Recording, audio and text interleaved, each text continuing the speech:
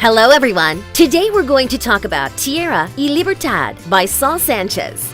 Tierra y Libertad will be edited by Malinche Games through Kickstarter. The game is recommended for ages above 14, from 1 to 5 players, with an appropriate duration of 15 to 50 minutes. The objective of the game is to change Mexico's constitution and include the demands of the people. In this video, we will show you the components and setup of the game. Components. In Land and Liberty, you will find board, faction boards. Each faction has its own board, and on it we will see illustration and name of the faction, revolutionary corresponding to the faction, faction tokens, initial resources, special faction powers. These powers will be activated by exchanging graves for the icons on their right.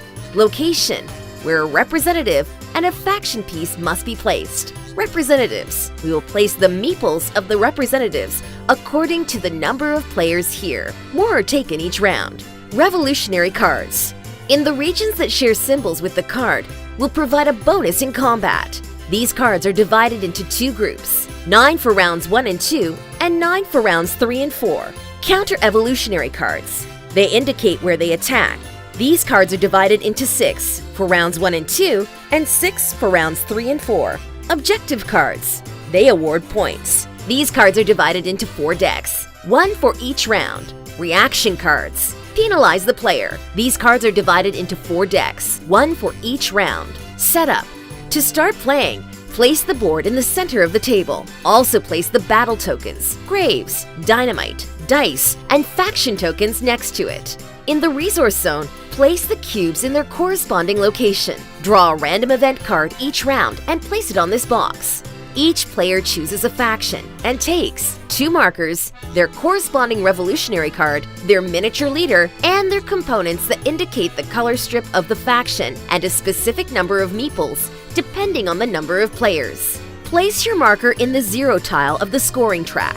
Also, place the miniature collective token next to them. Place 3 random revolutionary cards in these boxes. In round 3, trade these cards for 3 other revolutionary cards. Shuffle 3 counter-revolutionary cards from rounds 1 and 2 together with Porfirio Diaz's card. For rounds 3 and 4, do the same by shuffling 3 cards from rounds 3 and 4 together with Victoriano Huerta. Place 4 objective cards face up and the 4 reaction cards from round 1 face down in their corresponding boxes. These cards will be replaced each round. Finally, the player who has seen a constitution most recently places one of their markers in the first position, the player on their left in the second spot, and so on, until placing the black marker, which will be the counter-revolutionaries, in the last position. Once this is done, everything is ready to start playing. So far, this has been the components and setup video. In the next video, we will explain how to play the co-op and solo modes.